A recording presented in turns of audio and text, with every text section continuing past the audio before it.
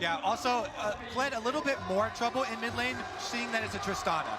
It's very difficult to deal with that range discrepancy because Fled gets a lot of value in matchups from going all in and using the vicious strikes, but Tristana always has either rocket jump or buster shot to get out of that. So given the last lock-in, I like the flex here. Pick your poison has kind of been one of the cast calls you said the most times. You still end up with Tristana versus Ryze, which has been considered a Ryze counter pick in Worlds 2019. Yeah, especially when we do cast our minds back to that Faker performance that you gentlemen have already talked about. Man, on your screen, Caps and Doin B. It is 0-1 for G2 Esports and FPX, the #1 seed from the LPL. The defending title region is looking to make it a second world championship in a row. Very interestingly, in that previous game, despite the dominance these two teams have showed all summer long, it was the second longest game for each of them at the World Championship. Look at the minimap, and shenanigans are afoot. Both teams are grouped up, both teams are invading, and it's Gimgu that takes the first auto, while FPX are grouped in the bottom quadrant. See if they can actually get that deep ward down. Looks like they're fighting over the Raptor pit here. They're going to see if it is a Tion red side start, and once again, with the level 1, trying to discern if they can isolate this matchup. That FPX bot lane invade, if they can actually make this a bot side controlled, would actually be another thing that would force Yasuo Gragas onto the back foot as the ranged opponent. Notice they actually didn't put down any vision when they went down into the red side jungle. It's very much just scouting with their faces and then backing away. Vision is much later, spotting the alcove there around the entrance to the red side of G2. Let's see how Perks and Mickey play this duo. It's been an interesting discussion, the Yasuo Gragas play, because they were able to shut it down so effectively, even the quarterfinals, but then weren't able to demonstrate a mastery against SKT. So with both sides of the coin being shown, which one will we see today? Well, I like that what you expect is often not the case with either of these teams. Both of these teams like to attack where your opponent thinks that you are weak. Trying to use that element of surprise will often turn the tables. Usually, early on, Gragas and Yasuo can get pushed under tower because of the range disadvantage and because Yasuo doesn't yet have access to the E, only the Q trying to scrounge up CS here. It makes it a completely different game once Yasuo gets the E, is able to go for possible all-ins, and they can commit to those. Speaking of all-ins, so walking up there. Level 2 ping doesn't come in. So Galio with brush control is what he alluded to in draft. Just seeing how difficult it is to interact. Tian's actually level 2 mid. All right, Rune Prison does connect Sonic Wave just short. You can hear the chants here from Paris. Top and mid was pushing towards FPX in favor of G2, but obviously this Gragas Yasuo is being bullied back. In case you're wondering at home, very non-standard gank time to be mid lane as a red side Lee Sin at 2 minutes 30. You're not going to be level 3. You don't have the ward hop shenanigans available. It's a bit of a mind game there, but no inroads for FPX. And because of the early invade, they're aware that G2 knows that Tian start on the top side, so they're not giving a tremendous amount of extra information away, and they both want to make their way down towards Gragas Yasuo. Tian, though, does not catch sight of Jankos. Number of pings there from the FPX side into the bottom tri-bush. Jankos with flash available to him, Caps at level 3. Sitting in position, either waiting for a repeat gank or just shadowing that lane. Now all of a sudden he'll grab the Scuttle Crab. And that's a key idea right there, a quick shot. Jankos just looking for the move from Tian, a possible counter gank there, because he's protecting the pushing Tristana. Spotted with the plan. This does mean that Gragas Yasuo will have a bit more swagger in the bot lane to take aggressive trades. The Hail of Blades tech was debuted at this Worlds, does allow you to get much more impactful trades early. Caps actually just rocket jumps onto the minions to get the push. Exactly, as we're talking about, the push in mid lane so incredibly impactful. Now we'll see how that actually trails into the rest of the game here. Kali Wonder actually goes back in. Oh, really fun trades between the two of them. Wonder and Gimgun they were actually battling extensively in the Gangplank versus Ryze matchup in game number 1, and they've already started with some heavy trades. Tian makes his way down bot, but he doesn't look like he's going to go for any plays just yet. And the recall that we just saw in mid lane actually incredibly important because that was Doinb trying to get the first recall off to get the purchase on the early tier. He can start stacking this mana. He shoves the wave now, and we have to play around these 30-second windows. A new minion wave will spawn every 30 seconds. If you're able to push it in, force your mid laner opponent to actually handle that homework, then you get to make an offensive play. And I want to make it clear, there's an extra variable here to talk about this Tristana-Elise duo when it comes to ganking mid lanes, the Ignite being run by Caps. Already these Elise duos have been the talk of this tournament, Elise and Renekton, for example. We already knew that Tristana's strong in this matchup. You add the Ignite and the Elise jungle against any opponent, and basically as Doinb, you're pushing out one minion wave and then back. And I think it's so important to note that right now, Wonder is under trouble. Skull gets actually procced. This time around, Jankos is looking for opportunities. Contrast that to game 1, where Doinb on the Nautilus and Tian on the Lee Sin were able to get early advantages, and many of them in the top lane. Jankos is looking for a play. The Justice Punch will find a tag there onto Perks, and LWX continues to step forward with that Icathian Rain. They end up winning the trade in the bottom lane. Meanwhile, we're already seeing this Akali start to pull ahead on the top side of the map. Wonder, when he's afforded isolation there with the Akali, landing so many more of the last hits despite Gimgoon going for these trades. All right, the exhaust was thrown down there onto LWX, so summon a spell disadvantage for the G2 bottom lane, and Tian is now waiting in the wings. Level 5 for Doinb. It's the flash exhaust on that rise, and I'm waiting to see the Safeguard Sonic Wave Rune Prison combo. There is enough damage if they want it. And I think Tian is mostly there for counter gank because we already alluded to how much threat there is. Starts to walk up and clear a ward. All right, I want to look into the future because we don't want to get behind the game here. Wait, you can do that? Yes, I'll pull out my Scrying Orb. Ooh. With FPX actually having multiple people on bottom side, I expect G2 to try and play off of a level 6 power spike from Akali. I just mentioned Wonder's doing a very good job in lane. Akali is so good at executing the second part of her R ultimate and getting the kill onto Kled, because whenever you dismount, the extra percentage damage there does help you finish off tower dives, and you have an Elise on your team. So we'll see if they can actually afford to focus that lane with an Infernal Drake alive. Notice, though, that Gimgoon didn't use his teleport, so they can actually have 5 members here, FPX, and Akali can't join. Not just yet. The Scuttle Crab was picked up there by Jankos. The Elise was able to secure that final hit. 10 creeps up. Note as well, Wonder, nearly double the CS of Gimgoon. Both of them at level 6, and Mickey and Perks making their way to ultimates as well. That Scuttle Crab was an incredibly efficient smite from Jankos. Necessary defense now that they've acquired this vision, and bottom lane pushing up. Perks has been able to start the dragon. Yasuo very good at helping take these dragons because of the wind wall and allowing possible denial of skill shots from the opponent team. This multi-step process, in spite of the losing 2v2 early, is going to get them an Inferno, it looks like. Chris Face checks gets the bad news. Tiana, don't be a late here. Well, they are going to be a little bit. 800 HP on the Infernal. Caps will just avoid that overload. Uh-oh. That's a flash forward into the taunt. Dragon secured by G2, but the first fight is on the board. First blood again to FPX. Now Tian is going so low. Jankos repels up, comes down, gets killed. It's a jungler for jungler trade, and now Perks is blown up. 3 for 1, but the dragon goes to G2. I believe Jankos didn't even have smite when they're starting up this dragon. That's why they're waiting around it for so long too. In the end, he gets it with the execute Q form of Elise, but FPX with the extra kill are going to try and push on bottom and earn some turret plate money. And the instinct to walk up there actually gets them much more fruit than you'd expect. 3 kills for that first Infernal Drake secure. LWX gets a plate as well. That's a big early gold injection for FPX. All right, let's take another look at it because for G2 here, Jankos just used the smite on the Scuttle Crab for the vision, but because Chris flashes in there, forces up extra vision, they are under attack very early on. Tian eventually gets focused here as they get into the back of the Dragon Pit, but it is still 2 for 1, allowing then some map pressure for FPX, resulting in what you just saw. Now Kaisa with the gold bounty, 2 kills to his name for LWX and the CS lead. But it was really a matter of time in this meta with your fast, decisive decisions required. And what we saw in that was the no smite and Tian lasting so long in the fight that ended up with the 3 for 1 trade. And those are 2 trades right there. Later power of Inferno buff, but look what you can see on the gold total right now. LWX far and away the richest person in the game.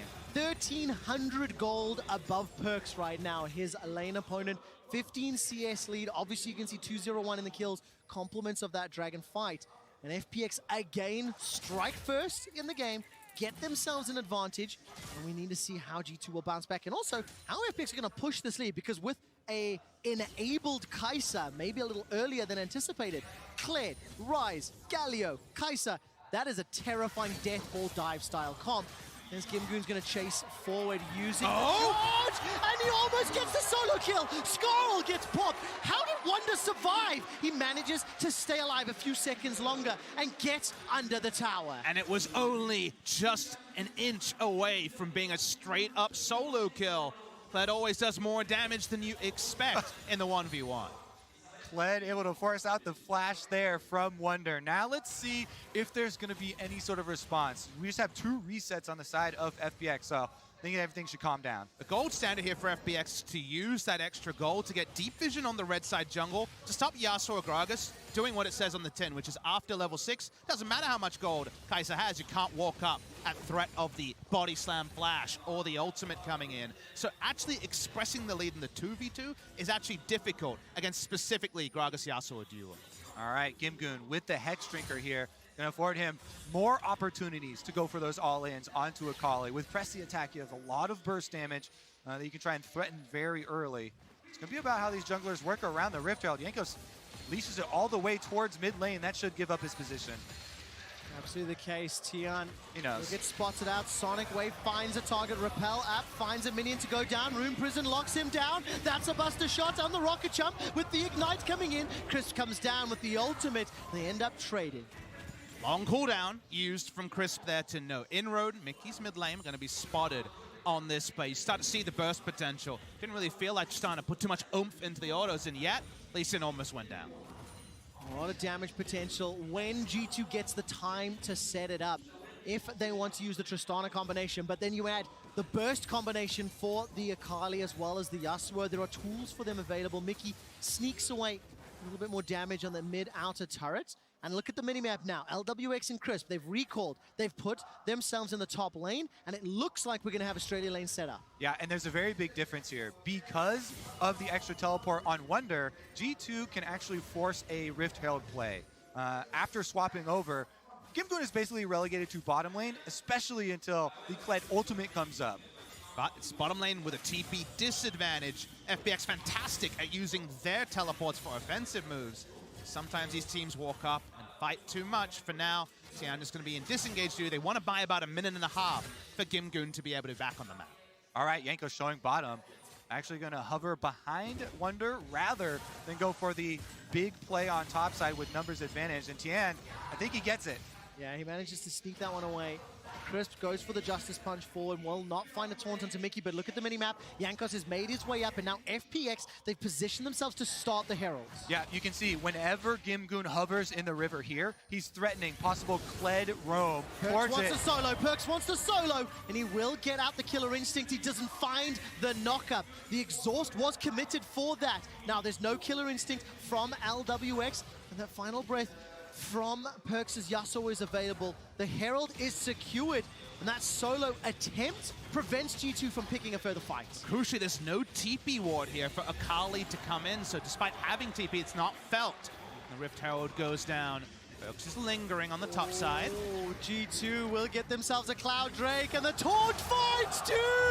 FPX step forward. The Wind Wall and the Gragas Barrel does so much to work. Oh! The tower, Mickey goes down. Tian's not done yet. He gestures all the way forward. FPX are looking for the first tower. This is a tale of 2 pushes. Quick shot, top side. FPX strike quick, and they strike hard. Meanwhile, mid lane, G2 trying to fight back. They get a counter punch, and the Tristana explosive shot will do some work. And maybe the Tristana can be the difference, but otherwise FPX went all tails up in this play. This time they have the Rift Herald on their first push, and plenty of backup for LWX. FPX continue to strike first here, mining more and more money. Let's see if there's a counterattack. As you can see on the mini-map, Mickey and Perks move up to try and take down the Rift Herald before the charge gets off, but the damage has been done. It absolutely is. No Gragas ulti available. LWX will flash away from Mickey's flash. It's traded 1-for-1. Here comes Perks, here comes Caps. Do a beast the target, gets caught up on the final breath, but the hero's entrance does so much to Chinese team, where hope was high and gameplay did not live up to it. Yeah, let's hope it changes this time. 1,000 goal difference. Now, one thing that is important to note, G2 Esports did win consecutive team fights behind in gold versus SKT just 1 week away.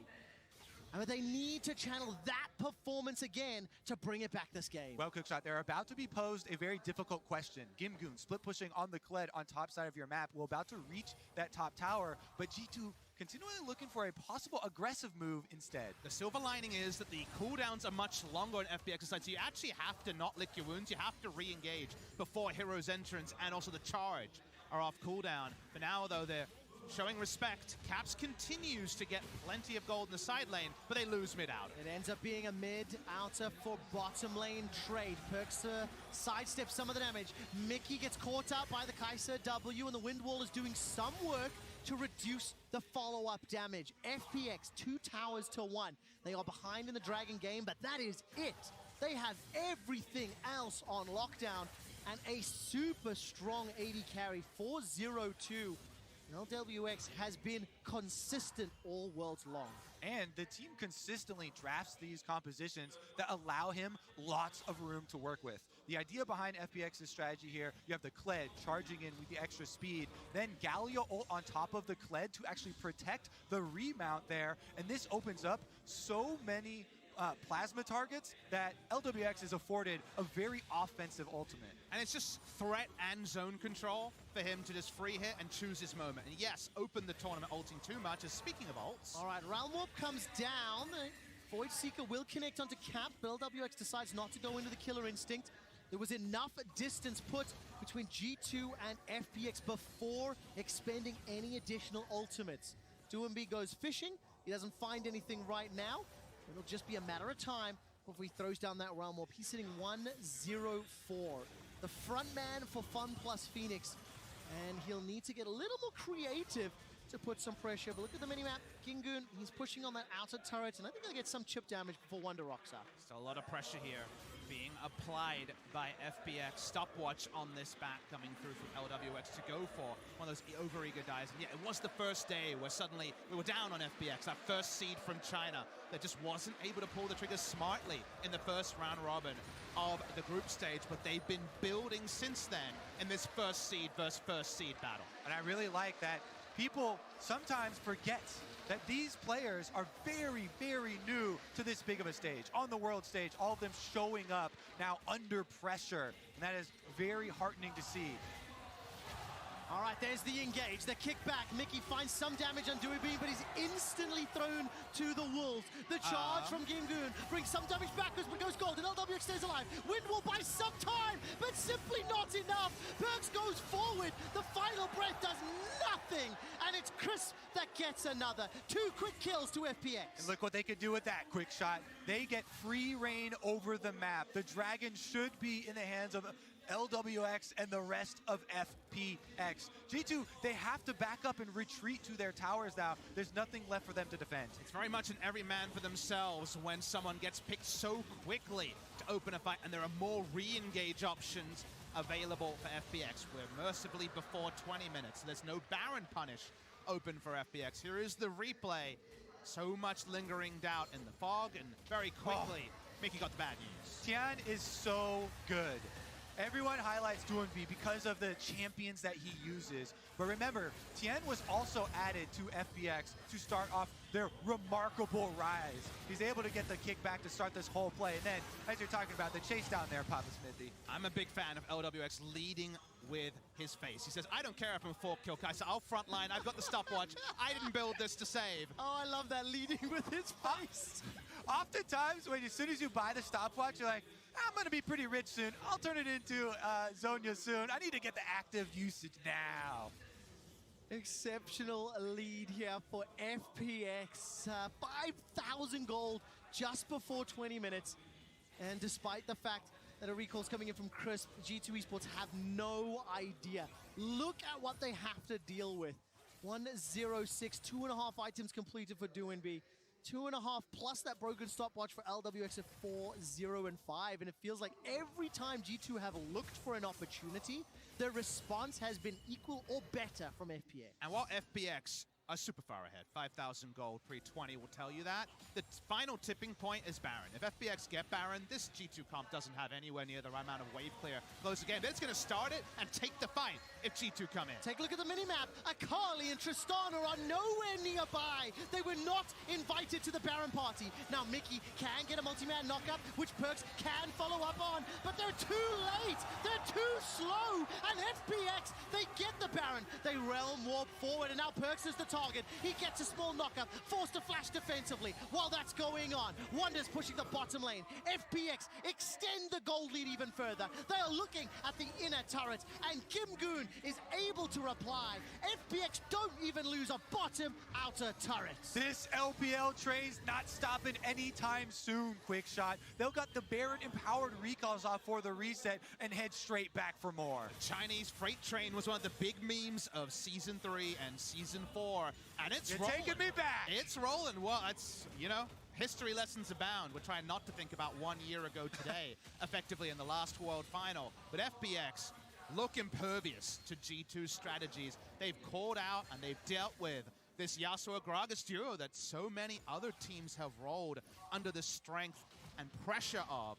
And suddenly, it really feels like G2 have one more roll of the dice, and even then, these are loaded dice to FPX. Absolutely are, especially with one additional little quick stat. I'm listening.